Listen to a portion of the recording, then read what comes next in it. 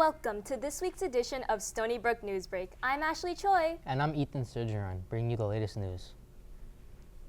The Louvre is now open, following the hunt for the four thieves behind this week's grand heist. The investigation continues as nearly 100 investigators search for the $102 million worth of stolen jewels. Time is of the essence to capture the thieves before they are able to sell them. The Apollo Gallery, where the jewels were kept, remained closed, while investigators search for clues. In just 7 minutes on Sunday, the thieves got away with the crown jewels from Napoleon's family and his successors, marking this as a national loss for France. The thieves initially stole Empress Eugenie's crown, but it was recovered outside of the museum shortly after. Here's Tegan O'Connell with exclusive coverage of the No Kings protest. Thanks, Ethan. Let's take a look. On Saturday, October 18th at the train car park in Port Jefferson Station, the No Kings protest that denounces the Trump administration commenced.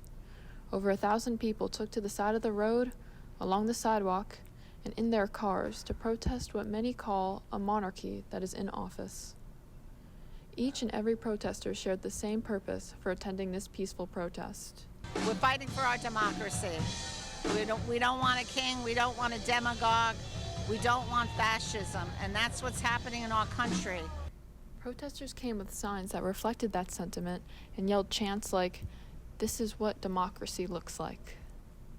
This is a pro-American rally. That is very important to stress.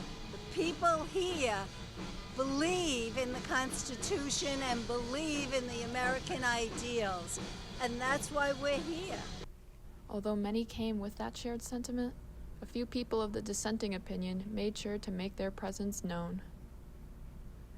Organizers from the previous No Kings event from this past June were inspired to keep the momentum going and hold over 2,000 rallies in all 50 states.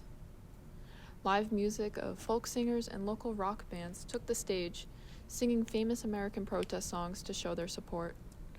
Many of the protesters attending had some words they wanted to share to the current Trump administration. Do your job. Do your job. And, this is not America. This is not what America was founded on. But the fight continues on, and the protesters seem ready to keep fighting. These protests happened nationwide, and for a small town like Port Jefferson, the turnout was amazing. Thank you for being there, Tegan. It definitely was. LA Dodgers Shohei Ohtani is being compared to legendary Yankee Babe Ruth as Ohtani leads his team into the World Series. Ohtani pitched 6 innings and struck out 10 batters in Friday's game, where he also hit 3 home runs. The performance struck baseball fans and analysts across the world, with some saying it might be the best performance in sports history. Ohtani and the Dodgers take on the Toronto Blue Jays on Friday in Game 1 of the World Series in Toronto. Fans in America, Canada, and Ohtani's native Japan will be glued to the series as the Dodgers, who won baseball's top honor last year, look to go back-to-back. They will be the first team to repeat that feat since the 90s in the late 90s if they do. We sent one of our reporters, Anthony Ramon, to cover Stony Brook's American Society of Civil Engineers Pie fundraiser. Let's hear from him. Today, the e-board members of the American Society of Civil Engineers are being pied in the face at the Stony Brook Union patio. My name is Thomas. I'm the Vice President of the American Society of Civil Engineers. So not all of them are here today, but in the red shirt, I have Amelia, our President. I have Vicky, our Treasurer.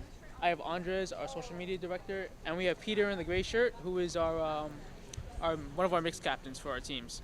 Students gathered to come pie their favorite e-board members for just $3. Next up, we have Andres, a junior at SBU. I'm getting pie for ASC. I'm sacrificing myself for the cause. And yeah. Although they called it pie, in reality, they use shaving cream, as to not have the smell of whipped cream later while in class. My name's Peter. I'm here to get pied for an ASC fundraiser. I want to support, ASC. We have a lot of things we want to do, and sometimes the grants we get from the school are not enough, so it's good to raise money. For just $15, you could have an e-board member pied in the face for a minute straight. The students loved this so much that it took up almost all the allotted time for the fundraiser. Dude, when I was getting it in my mouth, that was the worst because it tastes horrible. But you know, it was fun. It was really fun getting pied in the face.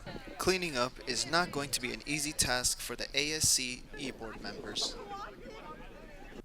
That seems super fun. We should try it sometime. A minute straight seems a little bit excessive.